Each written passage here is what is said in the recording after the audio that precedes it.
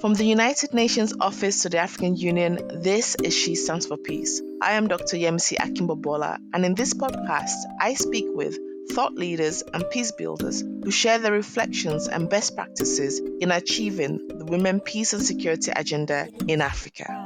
In this episode, Pravina Makan-Lakha, advisor on women, peace and security at the African Center for the Constructive Resolution of Disputes, otherwise known as ACCORD, joins me from South Africa, and we have a conversation about mediation and early warning. Pravina Makan-Lakha, it's a pleasure to speak with you today. One of the core issues that emerge in several episodes of this podcast is the issue of implementation, and also the exclusion of women from formal peace-building processes, which when we think about the frameworks that aims to facilitate this inclusion, it is quite surprising that this exclusion of women still persists. And so we've had regional and international women mediator networks that have emerged as one of the ways the exclusion of women in formal peace processes are being addressed. So, for example, we have the Global Alliance of Regional Women Mediators Network, we have the Mano River Women's Peace Network, and of course, the largest of the networks in Africa is the Network of African Women in Conflict Prevention and Mediation, otherwise known as FemWise Africa. So one of the objectives of FemWise Africa is to strengthen the role of women in conflict prevention and mediation efforts in the context of the African peace and security architecture. So, Pravina, reflecting on these persistent challenges to the inclusion of women in formal processes, particularly where mediation and early warning is concerned, and also reflecting on the achievements and work of these women mediator networks like FemWise, where do you see the gaps in truly achieving women's equal and meaningful participation in formal peace processes? Yeah, Missy, thank you very much for having me on your podcast. I'm delighted to be able to join all the amazing women who have come to this forum and shared their different practices, shared their knowledge and their experience with you. So I join all of them in contributing to this knowledge on Africa, from Africa, and as we interact in the world. You ask an extremely important question, especially because we are entering what will be called the third decade of the Women, Peace and Security agenda as we know it, framed, of course, by United Nations Resolution 1325 and all the subsequent resolutions that have been passed. Of great concern in terms of mediation has always been the low numbers. 13% of the negotiators are women, 6% are mediators, 6% in all major peace processes of the world were signatories. So those numbers really have sounded an alarm for why so few women in mediation. And so the various networks you talk about is a response by the women's movement to ensure that those few numbers of women involved in major peace processes around the world is changed. We wanted to make sure that we address this challenge as we were in the second decade of the Women, Peace and Security agenda.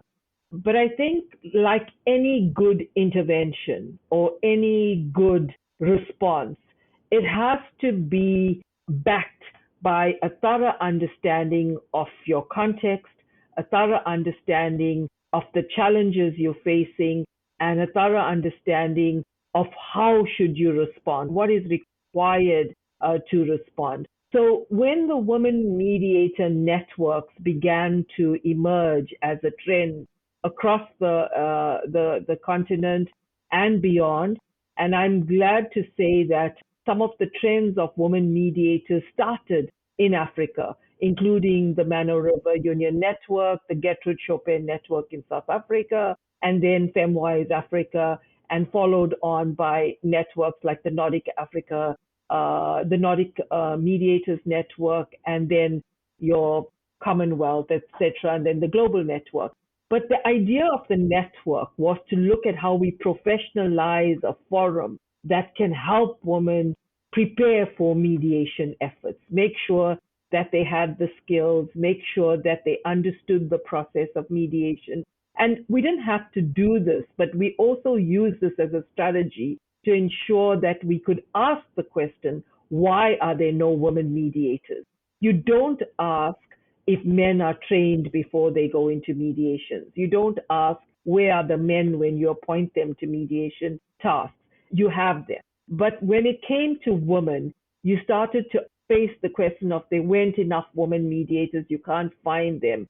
That is not true. And so, in response to that, the Women Mediator Network were about bringing the collective, bringing the women together, making sure that we had codes of conduct, making sure we had capacity building taking place, and that when we did enter these mediation spaces, we would not fail and then be said that you cannot give this to women to do. So I think some of it was defense and some of it was about a strategy. And I'm very honored to have been amongst very strong women mediators on this continent. If you look at Betty Bigombe, she's world renowned for her efforts in leading mediation efforts. Mama Grasa Machel, who also chairs the Accord Board of Trustees, but also people like Brigalia Baum, and you look at Madam Samba Panza, you look at someone like the women who have served on the panel of the wise. So there's many of them. And when I raise these are just picking at the top end, but there are also women at the field level or the community level, such as Alison Dereto, who have also facilitated mediation efforts in community level. So I think there are many of those women mediators that you will find across the continent. So the idea of the mediation networks were to bring women together. Even someone like our special envoy for women, peace and security, Binta Diop, she has been talking about the Mano River Union Network a long time ago, long before these became fashionable.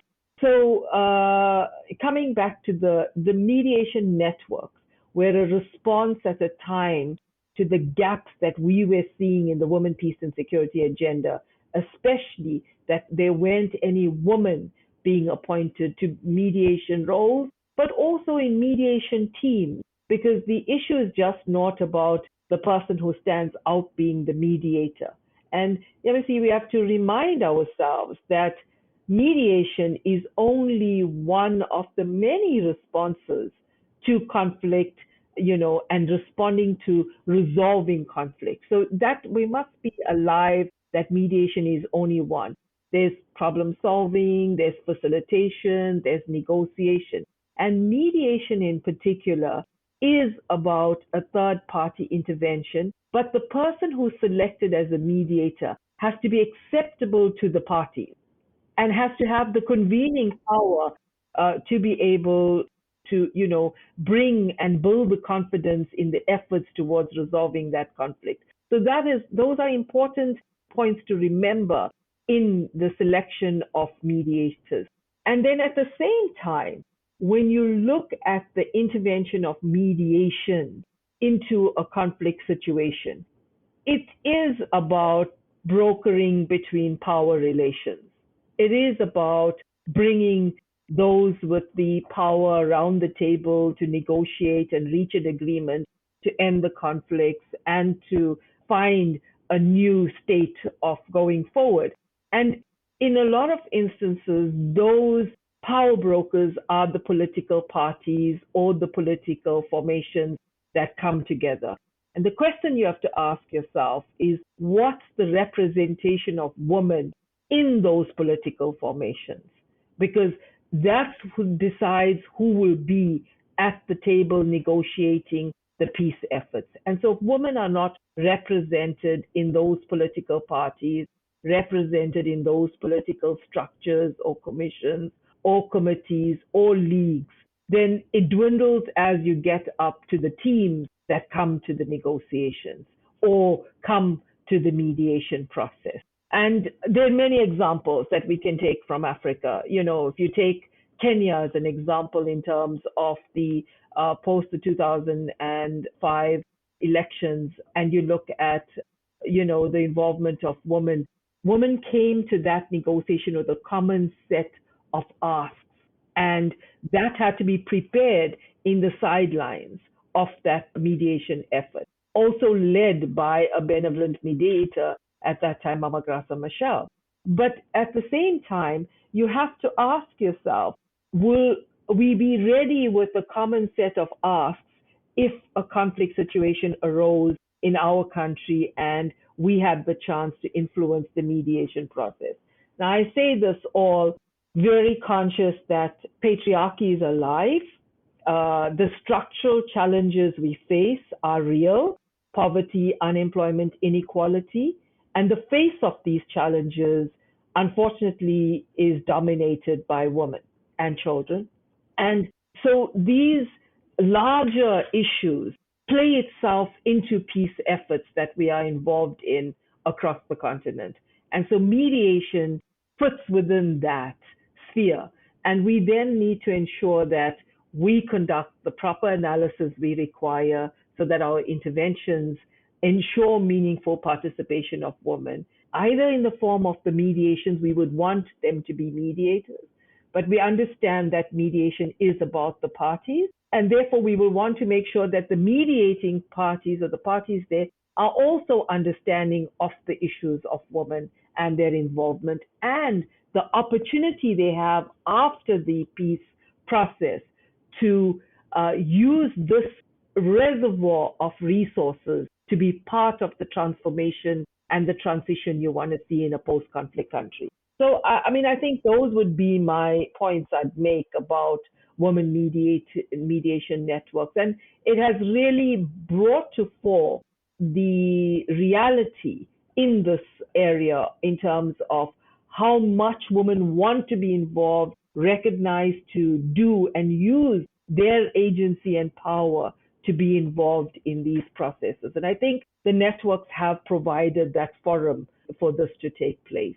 Absolutely. And you touch on a number of issues that we're going to unpack throughout this interview. And, part of that process also is prevention, right? So prevention before we get to the point of mediation, of having to have transformative change after conflicts, and also in terms of implementation. So preventative diplomacy is really at the core of the Women, Peace and Security agenda. How to prevent the conflict rather than how to mediate and protect women when the conflict has already escalated. So early warning mechanisms is critical. And in terms of the WPS agenda, gendered early warning indicators and working with women in the early warning process is very important.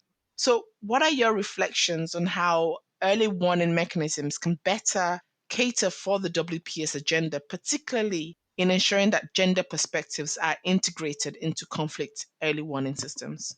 That's a very important question, and it's important for where we find ourselves right now. So we could spend a lot of time talking about early warning as part of the conflict prevention, management, and resolution continuum.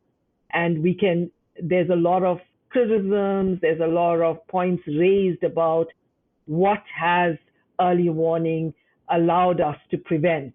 The jury is quite out on the benefits of the early warning and our quick responses to the early warning that we have received.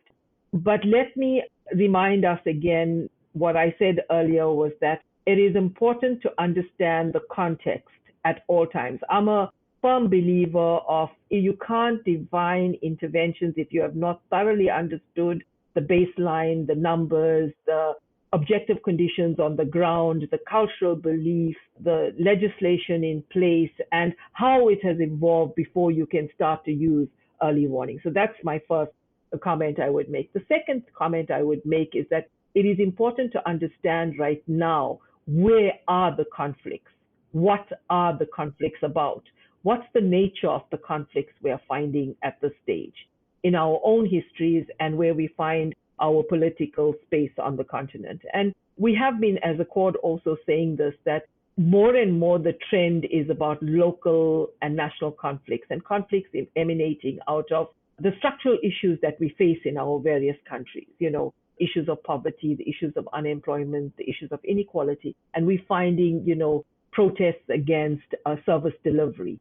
We're finding protests against lack of services. or we're finding protests in terms of schooling. We're finding protests in our universities about education, about fees, about acceptance, about racial issues, about ethnicity. So those issues about climate change. So the nature of the conflict we're confronting is what we need to understand as our objective conditions. But at the same time, conflicts don't just emerge and become full blown war without starting at some point. And the organizing of this takes place in our communities. So if our communities are aware of the role that they have to play in facilitating dialogue, in convening, in understanding their power, both in terms of bringing about the change that they need, but also as a community trying to respond in constructive and transformative ways about these situations, then the early warning going any further into a system, etc., will be for early warning at a later stage or for different needs. But at a community level, it has the opportunity to be used in a productive way and a transformative way. And we know this from Uganda, if you talk about the peace huts, where women have gathered and created this situation of organizing themselves, having these peace huts, which dealt with conflicts at a local level. So you may say, but conflicts about the neighbors and conflicts about not being paid a debt, or conflicts about stealing my crops, or conflicts about petty issues in a community are not important for the larger sphere of things. But I think that if you develop that culture of responding to conflict constructively with conflict prevention and management skills, including mediation as part of that suite of skills, then you will be able to build a culture of peace in a way that evolves. So you gotta try to get a collective community action, but of course starting in smaller places. So the peace huts are an example of that effort that has happened. But let me also take you about a concrete example in South Africa. Last year in July, we had a situation of localized conflict emerging in two provinces, the KwaZulu-Natal province and Gauteng province. And we, as the women in South Africa, got together and used our national action plan to convene what we called a women's peace table. And what did we do that for? We wanted to use that opportunity to prevent the violence that was taking place, to stop it, to call for, please stop the violence, the looting that we are seeing. That was our first thing. The second thing is that we also wanted to provide guidance to the communities where this was taking place for how they should respond in the different areas that they would be finding this, whether there was justice and reconciliation that we were talking about, whether there was participation in the responses from their communities, whether it was, discussing the common set of art in what the community may want in the reconstruction efforts, and also providing early warning. So these were some of the guidelines we used in convening a National Women's Peace Table to give the conflict situation guidelines and a framework in which to respond, so that everybody is not pulling in different directions, and that the respondents at the local level are able to use these frameworks and adapt it to what's the conditions in their area, or what was their reality, or choose which areas to focus on. So I think those become important efforts that play their role in early warning. But early warning is always key because it leads to early action.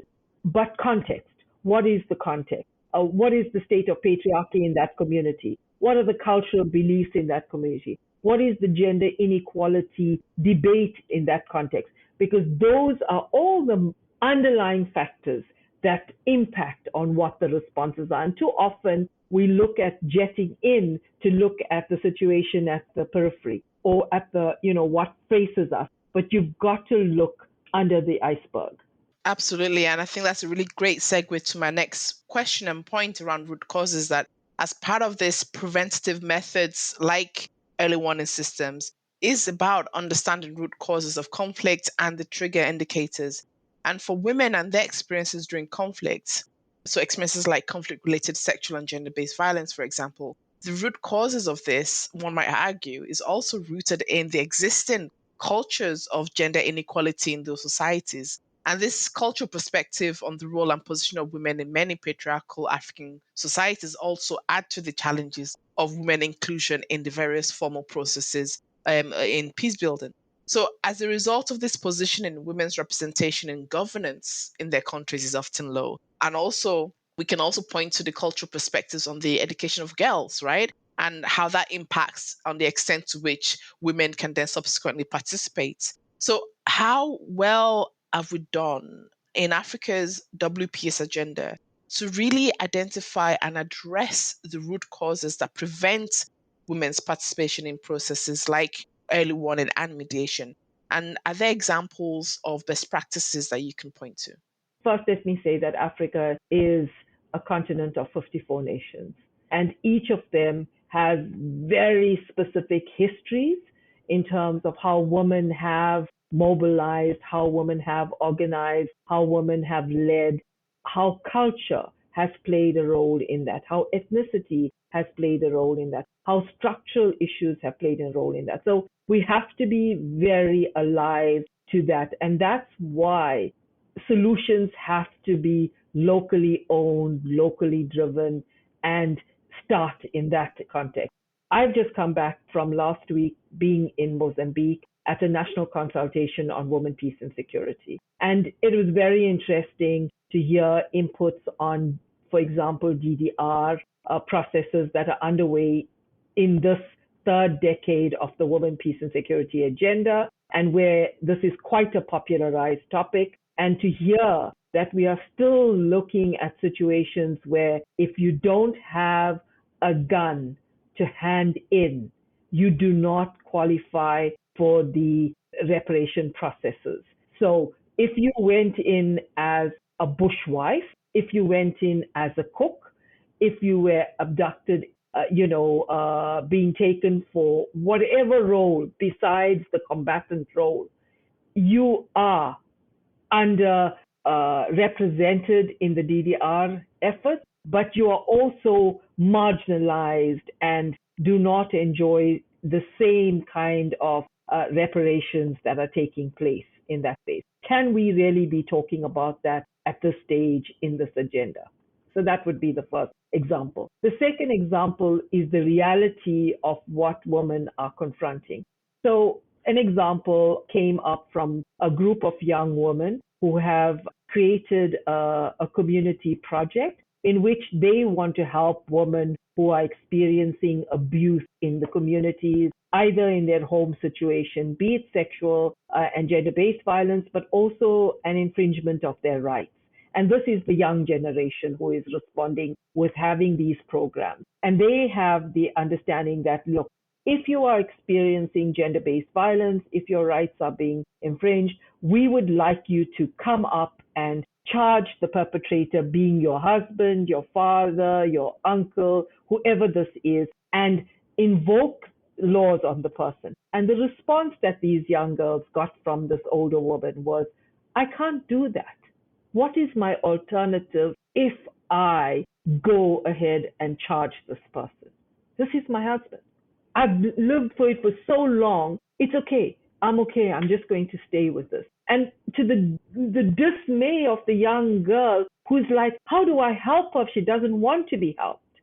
But she doesn't want to be helped, not because she doesn't want to be helped. You know, she has so many years of the oppression, the culture, and it has become an accepted norm. So we have a lot of work to do in terms of reaching out to those who have accepted this as their fait accompli, that it is not okay. But we also have to have alternatives, because if you take her away from that situation, she charges her husband, she faces discrimination from the community. She faces being victimized. Where does she go after this? So her plight is a real one. As much as we were like, just take it on the right space, issue. It wasn't the same for how she was looking at her challenges. So the young girls were extremely unhappy about not being able to do more about the situation. The other reality that we need to be aware of is that different communities, different localities are at different levels in this agenda. And we've got to be understanding of the levels at which the gender inequality agenda starts, right from a global, continental, regional, national, local, district, community level. And we've got to create the space and the kind of programming that allows us to transform those spaces, but not to impose ideas that we have an agenda, we have normative framework, and what is the problem? There are real challenges on the ground. And also that what I found in this consultation, that it's not just the normative frameworks used to measure what is taking place. There's some very good practice happening at local and national levels that are getting lost in the counting in terms of data, in the counting in terms of best practices. And we've got to pay attention to allowing those very innovative, context-specific responses to be recognized as ways of doing and addressing the inequality agenda, but also in making a meaningful contribution to the WPS agenda. Let me see if you'll indulge me for a second and let me say that the COVID-19 pandemic is a very good example of how an external shock has affected an agenda like this. You know, whether you call it the woman, peace and security or agenda, or you look at it from a generation equality and a gender equality perspective. The fact that we can talk after almost 2 decades of a WPS agenda, which also emphasized gender-based violence, emphasized sexual violence, that we can have a situation that when a disaster like this hits us, we have something called a shadow pandemic emerging, that where gender-based violence and trends of, sexual-based violence actually increased during this period. It should not be conceivable that this is the reality. So, like I said, there's no single or silver bullet to these challenges. There are many. We must recognize local efforts. We must give greater opportunity for those practices to be shared. And I think also, as we have a North-South and South-North cooperation, there should also be an emphasis on South-South cooperation, especially in the Africa context, because of the very peculiarities that we are facing at local and national levels, and how we can share that as practices that need to receive the attention they deserve. I think a lot of your responses also speak to why intergenerational dialogue and the opportunities that we have to promote and support youth in the women, peace and security is very important. And it's one of the things that the United Nations, the African Union, and even your organization, Accord, has been operationalizing in the past few years. I know that Accord has a dialogue series, including one that is called On the Shoulders of WPS Giants, where you bring together experienced peace builders like Miss Betty Bigombe, whom you mentioned earlier on, and whom I've interviewed in episode 11 of this podcast. So bringing people like Betty Bigombe with youth peace builders to share those experiences and to look at the ways in which we've done things and how things might be done differently. So when we consider our discussion so far on conflict prevention and gender inclusive early warning systems and gender equality and localization of practices, what message would you like to pass on to the youth peace builders on what we've done right so far, and also the glaring gaps you see that they might approach and address differently so that we can truly build on the shoulders of the WPS giants? You see, the youth have been keeping us accountable, and rightfully so.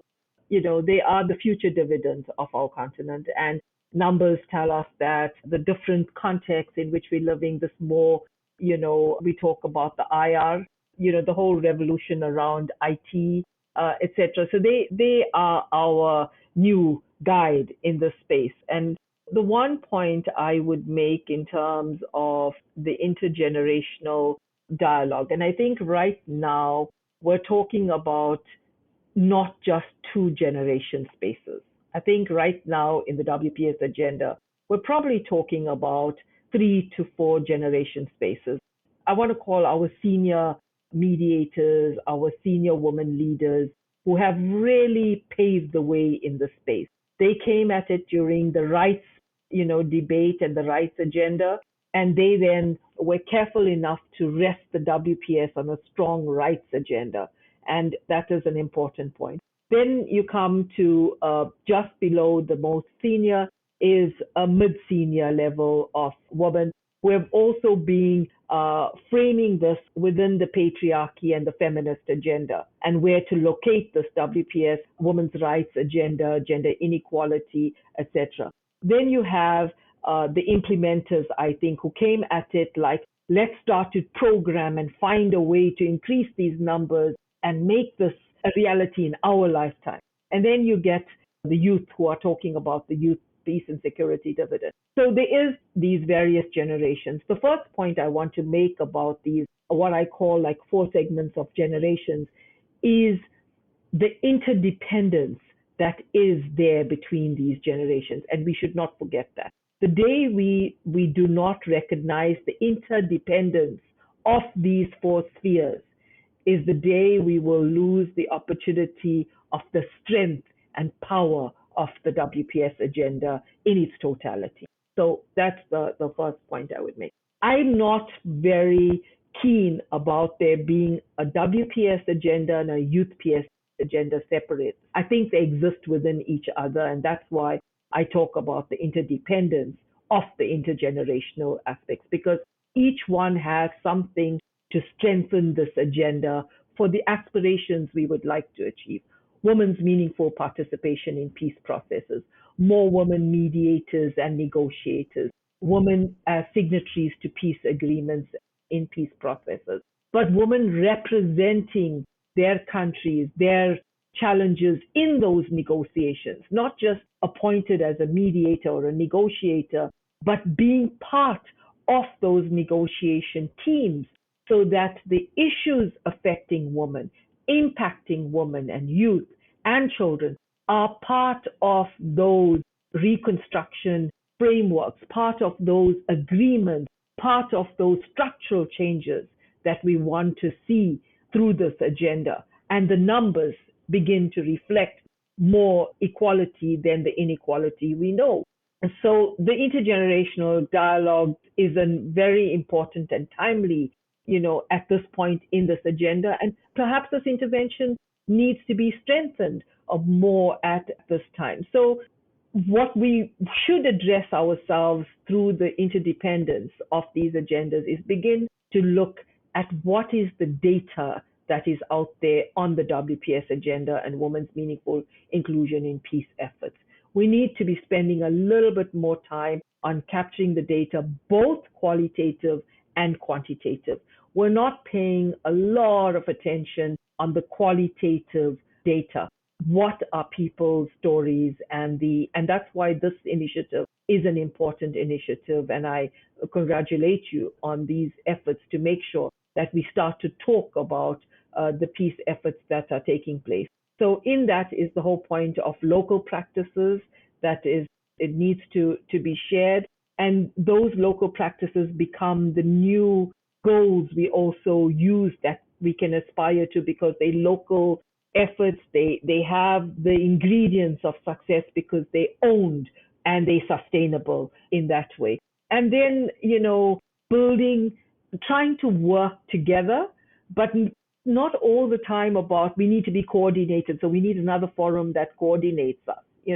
I think that is important for the sharing, but I think a little bit more of collaborating with each other, in our different forms and wherever we find ourselves, and just owning this agenda in our local context is critical. I think those would be my points on that.